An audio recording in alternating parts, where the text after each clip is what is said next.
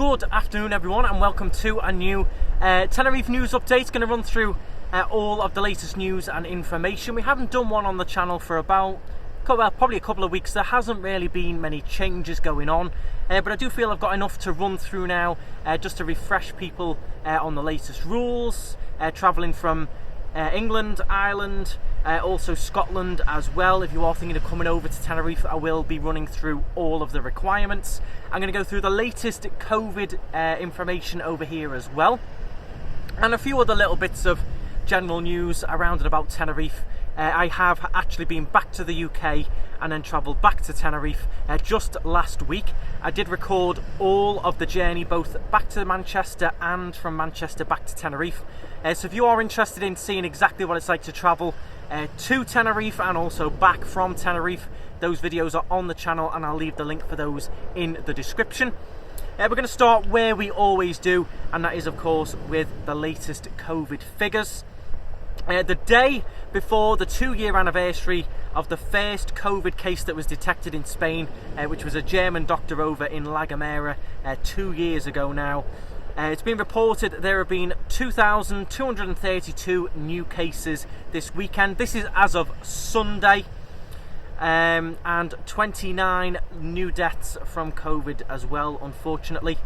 There are now 102,131 active cases in the archipelago, of which 93 are admitted to ICU, 610 remain hospitalised, and 101,428 are in home isolation. The people I know, or friends of friends who've contracted it, they are at home isolating, but the symptoms are very, very mild, which is good. Of those new cases, as of Sunday the 30th of January, Gran Canaria has the most with 374, Tenerife 258, La Palma 73, Lanzarote 47, Fuerteventura 43, El Hierro 29, and La Gomera with 19. So we are seeing a bit of a drop there. They are talking now as well that we have gone over this this wave, and we have peaked and we're starting to come back down again, which is brilliant. Total active cases per island. Across all the islands there's 102,131 active cases. Tenerife has the highest with 47,274. Gran Canaria second with 42,796. We are both in level 4 restrictions, the highest that you can have. We are the highest in terms of numbers. Fuerteventura 6,292, Lanzarote 4,303, La Palma 1,164, El Hierro 175, and La Gomera 127. So overall, not too bad. As I said, they are talking now. We have sort of peaked now and we're starting to come back down, which is nice. Hopefully we'll start to drop back down the levels again. We have stayed in level 4 here in Tenerife. So there is restrictions around. There's restrictions in terms of capacities in bars and restaurants. You do have to show your COVID vaccination certificate to get in to bars and restaurants as well.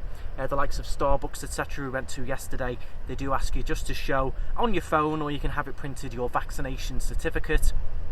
Various other little rules and restrictions that I wouldn't really let affect your holiday too much. If you do want to know exactly what the level 4 restrictions are, I do go through it in the previous news update on the channel. I'm not going to go through it again because we have been through it a couple of times. It is mostly restrictions on capacities. You do have to wear your mask outdoors, although I'd say 90% of people aren't. Personally, for me, just make sure if you can't keep the distance, you've got to put your mask on. In terms of going into bars, restaurants, shops, you've got to wear your mask as well. They're the main sort of restrictions that are going on here at the moment.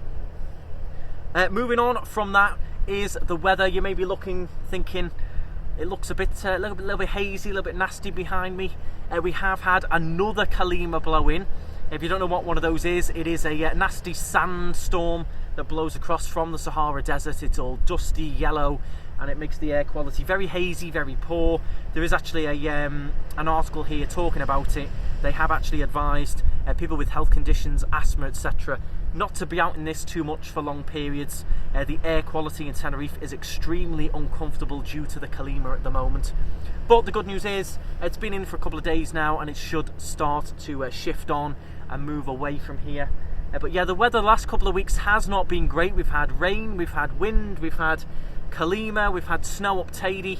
It has been not the best. If you've been here the last couple of weeks, you'll know what I mean. But hopefully things should start to clear up, and it's the price we pay for having a really good couple of weeks over Christmas weather-wise. If you remember that, over Christmas the weather was abnormally fantastic, so we have to pay the price, unfortunately, I think. Next article I want to talk about is there is a little bit of confusion going on with a new alcohol law that has come into place in the Balearic Islands, which has nothing to do with the Canary Islands. So EasyJet was warning holidaymakers of changes to alcohol laws that affect certain areas of the Balearic Islands. It's to do with your all-inclusive restaurants and hotels. They're only allowing 3 alcoholic drinks at lunch, 3 alcoholic drinks at dinner. If you want more, you have to buy them. But that has nothing to do with the Canary Islands. Nothing has changed here in terms of alcohol or all-inclusive holidays. Just so you know that it is just the Balearic Islands. So do not worry. These laws are local to the Balearic Islands, as I said. Don't affect the Canary Islands, as many social media users are posting and sharing incorrect information regarding that. So Canary Islands holidays, no changes in terms of your alcohol. If you do go all-inclusive, you can have as many doradas as you want with your lunch. Moving on to some other little bits of news. You may have seen on the channel a couple of days ago I did post some quite shocking footage actually of some floods just across the mountain there in Palmar. We did have some very heavy rain which caused some almost flash floods over in Palmar there. A lot of people's cars were submerged. I believe one of the underground garages was just completely flooded. Some cars in pretty bad way, but thankfully no one injured. But I did put a little compilation video together of that, which again is on the channel. I'll leave the link to that in the description if you want to see that. That's had about 40,000 views now. But yeah, it did cause a little bit of disruption over there in Palmar, but the fire brigade were thankfully on it and they did clear most of it up. A few people's cars may be damaged, but thankfully not too bad. Just the heavy rain seemed to hit that Guaza area and everything just ran off Guaza Mountain here straight down into Palmar. So it was left in a little bit of a bad way. Other little bits of news.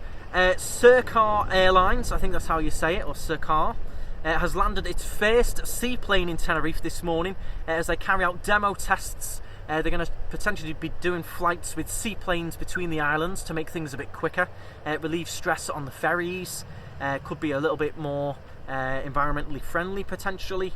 So they have been testing those out. It was between Las Palmas and Santa Cruz this seaplane test was going on. So that could be an interesting thing to do if it happens. A little bit of a vlog on a seaplane, that would be good fun.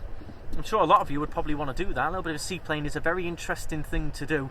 Let me know if you'd be interested in that. I know my dad, we tried to convince him to do seaplanes before. He really doesn't like the sound of it. But for me, I'd probably quite enjoy a little bit of a seaplane ride. They are trying to get a faster connection here, is what they're saying, between the islands, particularly between Tenerife and Gran Canaria. They're hoping to get it down to just 30 minutes with these seaplane flights. So I thought that was a little bit of interesting news for you. Other good news that came out, I did touch on it on the last news update again, is that it is good news as travel restrictions to England are relaxed for everyone in terms of tests now. The day 2 test that you would have had to have taken has been scrapped. From 4 AM on the 11th of February, all testing requirements will be removed for fully vaccinated travellers. Now, I did research as well, and I believe the same rules apply for Scotland as well, so that is good news for you. I'm going to quickly run through what the Irish travel restrictions are. Then I'm going to go into a little bit of detail and answer a few questions that I had come in regarding booster jabs and travelling over, etc. So, if you're fully vaccinated travelling back to Ireland, you must have proof of your vaccination. You need to complete the passenger locator form, and from midnight on Thursday the 6th of January 2022, you no longer need a pre-departure test as well. The The Locator form obviously must be filled in. This is all on the UK government website. Proof of your vaccination status needs to be shown as well. Pre-departure tests from midnight on Sunday the 5th of December. If you are not fully vaccinated and travelling to Ireland, you will need to show a negative PCR test result. So it looks like it is all going to be quite universal. You can just travel with your Locator forms. If you're not fully vaccinated, you're going to have to do tests, but if you're fully vaccinated, you're just going to fill in the traveller Locator forms and you'll be absolutely fine travelling in there. If I did miss anything there, do let me know in the comments if I missed anything in particular. But I did want to touch on that. A few people say I don't mention Ireland and Scotland, and you're right, I don't, so hopefully that did cover that little bit for you as well. Now, the main questions we had when I posted on Facebook for this news update was regards to boosters. Do you need a booster on top of your vaccination certificate to get in? I'm going to read this article out here. Again, I'll leave this in the description. All vaccinated travellers who plan to visit Europe, the European Union or Schengen area countries, including here, Spain, Canary Islands, from February the 1st, need to check whether their vaccination status is valid for travel based on the dates that their vaccines were administered. By February 1st, all the EU and Schengen countries are set to put an expiry date of 9 months at most for all COVID-19 vaccinations, the validity of which can be extended as soon as travellers have their boosters. So what they're saying is 9 months after you had your second vaccination, it expires and you need to have a booster.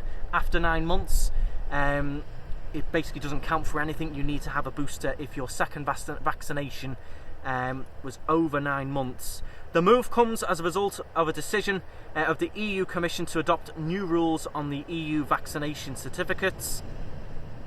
According to the EU Commission, a uniform acceptance for vaccination certificates would guarantee the continuity of coordination of travel safely. It does go on quite a little bit here. The Commission has adopted the new rules establishing a binding acceptance period of 9 months. So if you are planning on travelling here, what they're saying is if you had your vaccination, your second jab, over 9 months ago, you may have a bit of an issue. What hasn't been revealed yet is that Spain hasn't really mentioned it, and the Canary Islands hasn't mentioned it as a government. They haven't said exactly what is required yet. So hard for me to tell. If anyone does know, let me know in the comments. From what I read here, it's a whole EU thing. I know some of the other countries are already have it in place. The Latvian authorities have set a limit of the vaccination certificates to only 5 months validity instead of 9 months.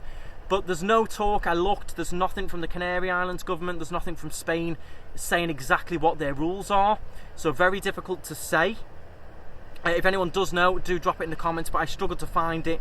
All I can find is generic EU information and nothing specific to Spain or the Canary Islands. So have they adopted it? I mean, it does say it was broadly accepted, but have Spain decided to go down their own route? Difficult for me to find out. If you do know, do let me know. In terms of some of the other questions I had on the KnightStrider fan group here on Facebook, I did make a post asking if anyone had any questions. Denise asks, when do you need to fill in the Spanish Locator form? Definitely got to fill it in before you travel. You can fill it in up to 48 hours before. So 2 days before you travel, you can go on there and fill everything in. But make sure you do have it before you fly out of the UK. Amy Saunders asks, do you need to have a booster or double jabbed? I've touched on it there, Amy. Difficult to answer. They are saying that after February 1st, it'll be a 9-month expiry on your last vaccination. But again, no official word from Canary Islands government or Spanish government that I could find. Maybe I've missed something. And Pat just says, just keep up the good work, Andrew. She had no question for me. Thanks very much, Pat. I hope that does clear up a lot of things for you. If you do have any other information that I've missed, make sure you drop it in the comments. In terms of generally in Tenerife, weather's been poor, very, very busy. I'm back to giving you the advice that I had a few months ago. If you're traveling in February, it is going to be very busy. Make sure you book your excursions in advance, your car hire in advance. your favourite restaurants in advance. I am basically fully booked for cars, all 42 of them now. Very, very busy. Everyone else seems to be the same. I know a few people who've struggled to book onto the golf courses these next couple of weeks. It is very, very busy. Make sure you book everything in advance. Even if you're not quite sure, I'd just secure it. Even if it's going to be quiet, I'd rather be safe than sorry. If you've got a favourite restaurant you want to go to, just book it in. You know your table's there, because it is going to be a very busy February, especially now they've stopped all these tests and everything. People can travel far more freely. We've got the half-term week coming up as well. People haven't been able to travel with their families and kids at Christmas, so February, going to be busy. Make sure you book in advance, especially if there's any particular things that you want to do. That is mostly going to be it from me. Make sure you do follow me on Instagram, follow me on Facebook as well. If you're new to the channel, a big welcome. Hit the subscribe button. There is loads on the channel. Yesterday we did a 3-hour live stream, walking all the way from Del Duque in Costa Rica all the way down to here in Los Cristianos. We walked through Fania Bay, Puerto Colón, Las Americas, the Golden Mile, Las Vistas Beach, Los Cristianos. We showed everything, all the new bars, all the new restaurants, how busy the places were. So if you want to check that out, that is on the channel. A big mega walk that was. But yeah, that is mostly going to be it from me. Thank you very much for watching. If you can do me a favour, hit the thumbs up button. Drop your comments below if I missed anything. Do let me know. And yeah, subscribe to the channel if you are new. Thank you very much for watching. Stride on, and I will see you as soon as there's more news to give.